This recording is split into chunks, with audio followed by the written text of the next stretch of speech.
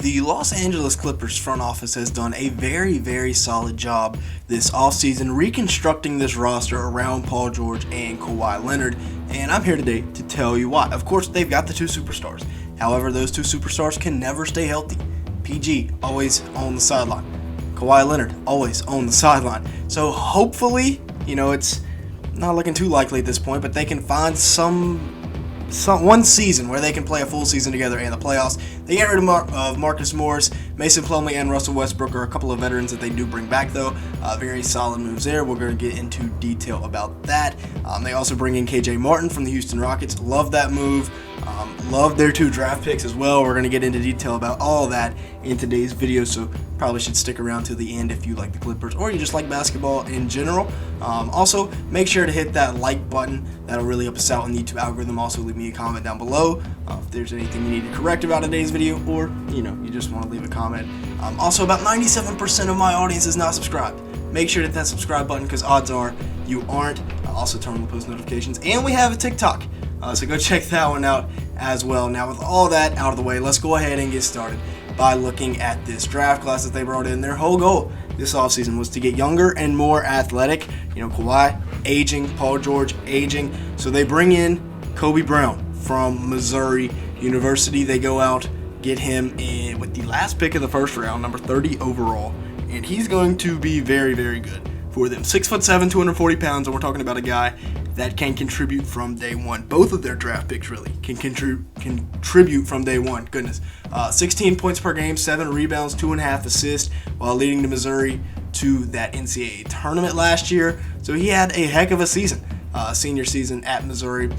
One of the rare guys that stays at one school for their whole career. 55% from the field, 46% from three, 1.5 steals. We're talking about a guy that is super duper efficient from the field, and he's 22 years old. So he is young, yes, because he's a rookie, but he's an older rookie. He's a guy that can come in and can immediately give you good minutes off the bench right out of college. Same thing here with Jordan Miller. Great late round value. I believe they got him at number 55? Maybe that was Isaiah Wong, his teammate. Either way, they got him late in the second round. Heck of a pick. 15.3 points per game, 6.3 rebounds, 2.7 assists per game. Great job. I mean, he was so good during Miami's Final Four run, and that's really where we saw his stock go up from a guy that wasn't going to get drafted to a guy that went late in the second round. 54% from the field, 35% from three, and 1.2 steals per game this year for Jordan Miller. He was pretty good, pretty solid at Miami. I really liked him. I actually had like a late first, early second round grade on him. 6'6", 23 years old. But he comes out during the second round. Now, a guy that I think was a steal, KJ Martin. Coming over from the Houston Rockets, he averaged 12.7 points, 5.5 rebounds, 1.5 assists. And they got this guy for basically a bag of potato chips. I mean, they did not give up anything whatsoever remotely of value. He shot at 57% from the field last year as well, 32% from three, in 28 minutes per game. KJ Martin, I think that's a very, very good option. Coming in, he'll probably play off the bench. Maybe he starts, but again, 22 years old. You talk about younger and more athletic. This guy is basically the embodiment of that right there. One of the more athletic players in the NBA, but he has a big frame on him as well. So, kind of like with Kobe Brown, like bulls in the china shop there. I think those are a couple of very, very good additions. Now, can we see any difference this season in this year's Kawhi and Paul George from the last 3 or 4 years where they haven't been able to play a full season? Last year, Kawhi averaged about 24 points per game as well as 6.5 rebounds a night. Kawhi, one of the best two-way players in the league when healthy. That's the key, when healthy. He hasn't been healthy really since San Antonio. Toronto. 51% from the field, 42% from three. But yeah, if you can get anything close to Toronto Kawhi, I don't know how many more seasons he's got left in him. I mean, at this rate, with his injuries, he's more of a half-court guy. He's not really made for that full-court, upbeat style of play in the NBA right now. We'll see, though. We'll see. Paul George, 23.8 points per game, 6.1 rebounds as well. Now, PG is actually a much better facilitator than Kawhi Leonard. 46% from the field, 37% from three for PG. But like I said, 5.1 assists per game for Paul George. That's very good numbers right there. 1.5 steals per game as well. And then, like I said, we would talk about the re-signings that they made. I thought they were very, very good veteran, re-acquisitions, I guess you could say. Russell Westbrook has been so good in LA. Mason Plumlee was a very underrated deadline deal. You talk about a good backup center in the NBA, Mason Plumlee is that. 7.5 points, 7 rebounds. He can also facilitate and create his own offense, and he shoots at 73% from the field in 20 minutes per game. Now, the only problem is he doesn't know which hand he wants to shoot his free throws with, but I feel like we can address that as we move forward. 2 assists per game in 23 games for the Clippers last year, but again, played limited minutes. For a center, he's a pretty good passer. And then you got Russell Westbrook, who for the Clippers last year in a much different role than he had with the Lakers. He averaged 15.8 points, 7.6 rebounds a night. Good numbers.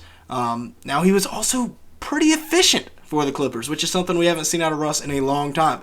46% from the field, or 49% from the field, 36% from three. For Russ, those are very good numbers, as well as very good defense. And of course, he's going to bring that rebounding to the table. Now let's take a look at what I think the lineups will be for next year, my projected lineups. Yes, I have KJ Martin taking Marcus Morris's spot in that lineup. I know the Clippers are looking to get rid of him. They tried to get rid of him in that botched Kristaps Porzingis deal, so I'm not sure what's going on with him now, but I know Clippers fans do not want Marcus Morris on the team whatsoever, or at least the 2 Clippers Instagram accounts that I follow and all their followers do not want him on the team. You got Russell Westbrook at the 1, Paul George, Kawhi Leonard, KJ Martin, and Ivica Zubac. That is a solid starting 5. Is that a team that's going to beat the Suns or the Nuggets? No. So, maybe you look into trading Paul George. You look into trading Kawhi. Maybe you look into bringing another star in James Harden to try and take down those other 2 super teams. We'll see, though. I don't think you need to mortgage any more of your future, though, when trying to bring in talent when it's proven that Kawhi and Paul George cannot stay healthy. I think that would be a bad business decision. Then we got Bones Island, Terrence Mann, Norman Powell, Kobe Brown, and Mason Plumlee coming off the bench. Now, this is a very good bench unit. This bench unit definitely beats the Suns, and it for sure beats the Nuggets and their bunch of rookies that they brought in to be their bench unit. This, as a starting lineup, probably could win a decent amount of games in the NBA. I'm not going to lie.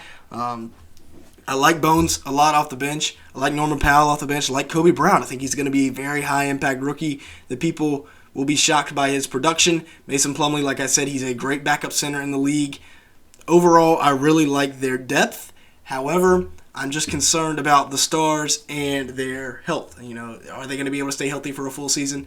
I think not. Now, you also have Jason Preston, who played very well in the Summer League the other night. Jordan Miller, who I talked about, can be an instant impact type rookie. And then you also got B.J. Boston as well. Can they develop? That's going to be key for the Clippers, is hitting on those late round picks, because a lot of their early round picks are in Oklahoma City. In Oklahoma City, basically. As well as Shai Gilgeous-Alexander.